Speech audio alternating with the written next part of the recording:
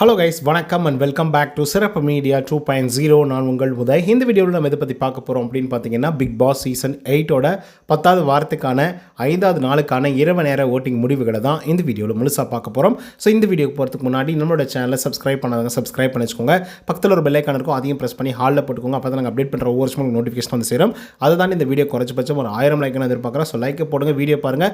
வாங்க இந்த வீடியோக்குள்ள வந்து போகலாம். அதை தாண்டி இன்னொரு முக்கியமான ஒரு விஷயம், இந்த வீடியோ 7 மணிக்கு எடுக்கப்பட்ட டேட்டா. ஸோ அதனால் இதுக்கப்புறம் வரக்கூடிய ஓட்டிங் முடிவுகளை நாளைக்கு பார்க்கலாம்.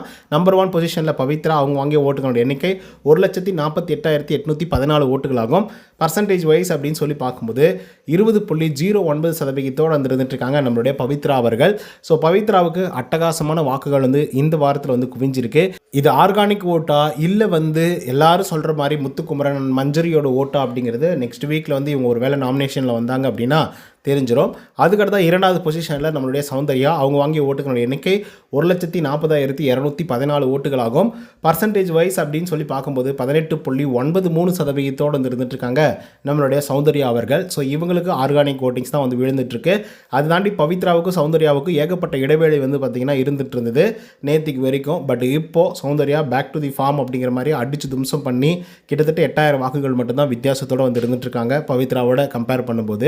பட் இருந்தாலும் சௌந்தர்யாவுக்கு இது மிகப்பெரிய ஒரு ட்ராபேக் தான் அப்படின்னு வந்து சொல்லலாம். அதுக்கடுத்து 3வது பொசிஷனில் ஜாக்லின், அவங்க வாங்கிய ஓட்டுகளோட எண்ணிக்கை 81,470 ஓட்டுகளாகும்.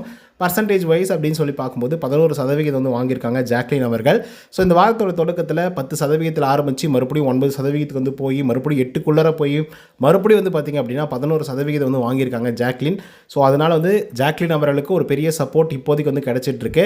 ஸோ அதன் வெளிப்பாடுகள் தான் 11% அப்படிங்கிறது. பட் இருந்தாலும் கூட அவங்களுடைய ஸ்டாண்டுக்கு வந்து இது ரொம்ப கம்மியான வாக்குகளோ அப்படிங்கிற மாதிரி வந்து தோணுது.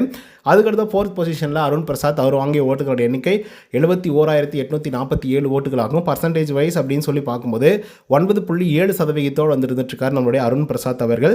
ஸோ இவருக்கு வந்து பார்த்திங்க அப்படின்னா ஆரம்ப காலகட்டத்தில் ரொம்ப குறைவான வாக்குகள் தான் வந்து வந்தது இந்த வாரத்தை பொறுத்தவரையிலும்.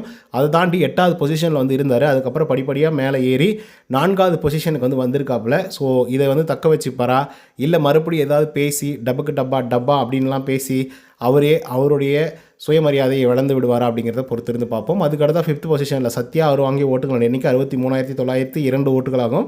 பர்சன்டேஜ் வைஸ் அப்படின்னு சொல்லி பார்க்கும்போது 8.63% இருந்துட்டுருக்காங்க நம்மளுடைய சத்யா அவர்கள். ஸோ சத்யா யாருக்கும் எந்த விதமான ஒரு பிரச்சனையும் வந்து ஏற்படுத்தாத அமைதியாக அவர் பாட்டுக்கு சாப்பிட்றாரு, தூங்குறாரு, ஏதோ முடிஞ்ச அளவுக்கு வந்து டாஸ்க் பண்ணுறாரு.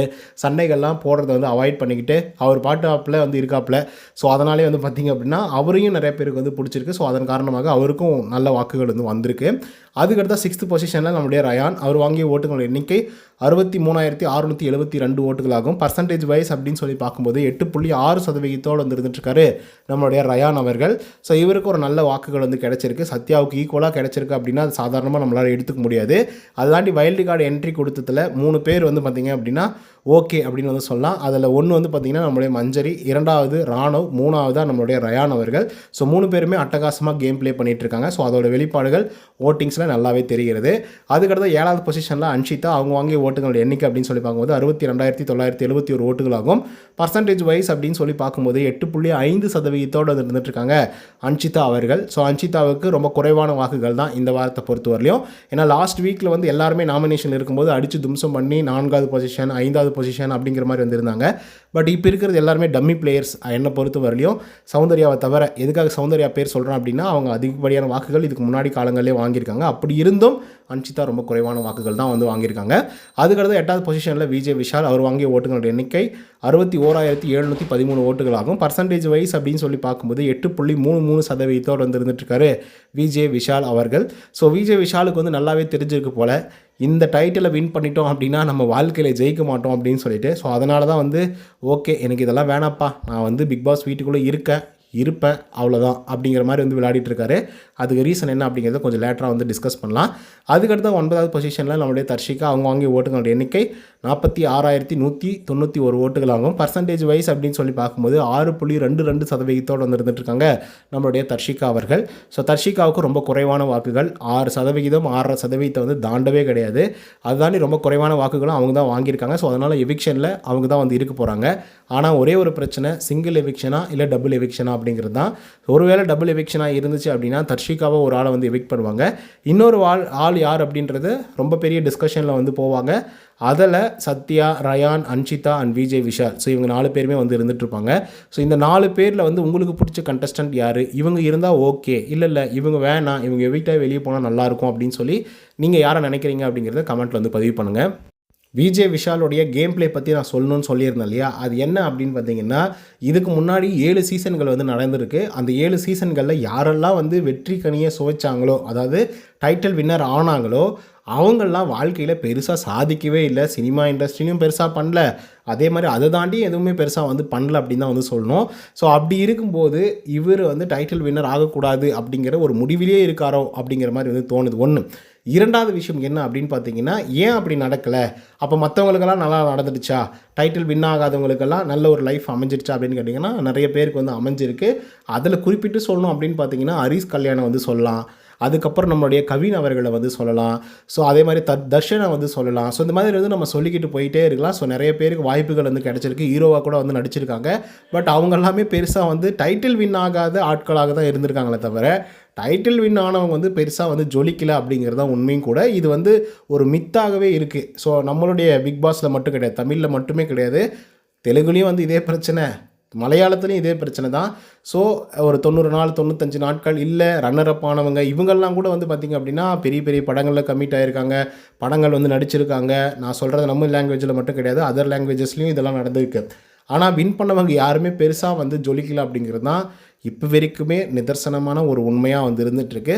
ஸோ இதை ஒரு வேளை மண்டியில் வச்சுக்கிட்டு நம்மளும் கவின் மாதிரியே ட்ரை பண்ணலாம் அப்படிங்கிற மாதிரி, கவின் பிரதர் மாதிரியே இவரும் வந்து ட்ரை பண்ணுறாரோ அப்படிங்கிற மாதிரி தோணுது. ஏன்னா அவரும் வந்து ட்ரையாங்கிள் லவ், இவரதும் ட்ரையாங்கிள் லவ், அவரதும் என்டர்டைன்மெண்ட்டு, இவரதும் என்டர்டைன்மெண்ட்டு, பெருசாக சண்டையாக அவரும் போட மாட்டார், இவரும் பெருசாக வந்து போட மாட்டார். ஸோ அந்த மாதிரி வந்து இருந்துகிட்ருக்கு. ஆனால் கம்பேரிட்டிவ்லி நம்ம வந்து அப்படி பேசக்கூடாது தான், கவின் பிரதரை வந்து நம்ம கம்பேர் பண்ணக்கூடாது. பட் இருந்தாலும் அந்த மாதிரி இந்த மனுஷன் ட்ரை பண்ணுறாரோ அப்படிங்கிறத மட்டும்தான் நான் வந்து சொல்ல வரேனே தவிர, மற்றபடிக்கு நான் கம்பேரிசனாக வந்து சொல்லி ஓகே இவருக்கு இவர் ஈக்குவல் அப்படின்லாம் நான் சொல்லவே வர கிடையாது. அந்த மாதிரி இந்த மனுஷன் நினைக்கிறாரு போல் அப்படிங்கிற மாதிரி தோணுது. அதுக்காக தான் சொல்ல வந்தேன்.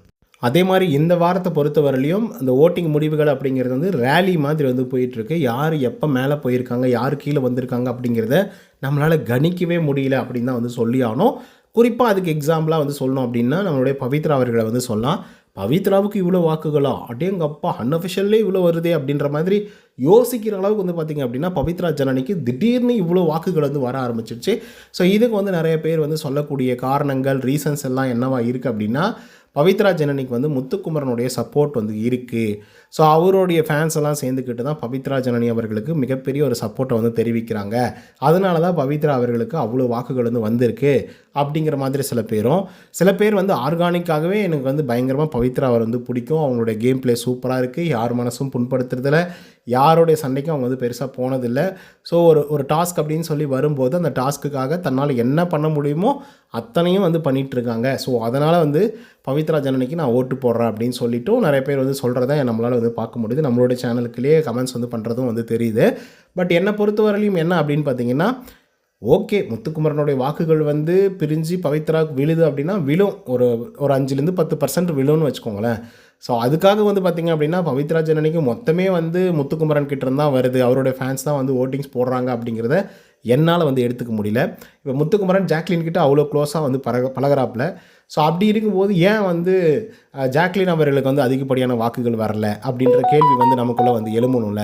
ஏன்னா பவித்ராவை விட என்ன அவ்வளோ க்ளோஸா, ஜாக்லினை விட அவ்வளோ க்ளோஸாக என்ன பவித்ரா அப்படிங்கிற மாதிரி வந்து தோணுது. சொல்லப்போனால் பவித்ராவை வந்து முத்துக்குமரனுக்கு வந்து பிடிக்கும் தான், பட் ரொம்ப தொலைவில் வச்சு தான் அவர் வந்து பார்ப்பாரே தவிர ரொம்ப கிட்டத்தில் வந்து வச்சு அழகு பார்க்குற விஷயங்கள் வந்து பார்த்திங்க அப்படின்னா அவர் பண்ண மாட்டார். சொல்லப்போனால் முழுமையாக ஒரு 1/2 ஹவர்லேருந்து ஒரு 1 ஹவர் கான்வர்சேஷன்ஸ் பவித்ரா அவர்களுக்கும் முத்துக்குமரன் அவர்களுக்கும் இது வரைக்கும் நடந்ததை நான் பார்த்ததில்ல. லைவில் நம்மளும் வாட்ச் பண்ணிக்கிட்டு தான் வந்திருக்கோம்.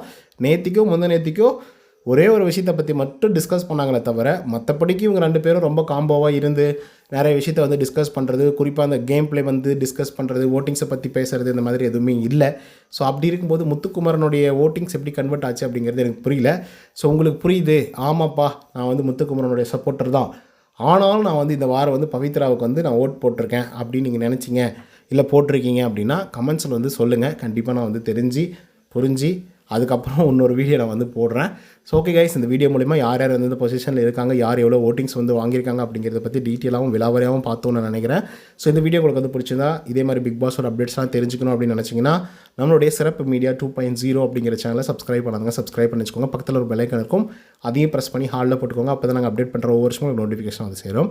ஸோ இன்னொரு தகவலும் சந்திக்கிறேன். until then bye from Uday. நன்றி, வணக்கம்.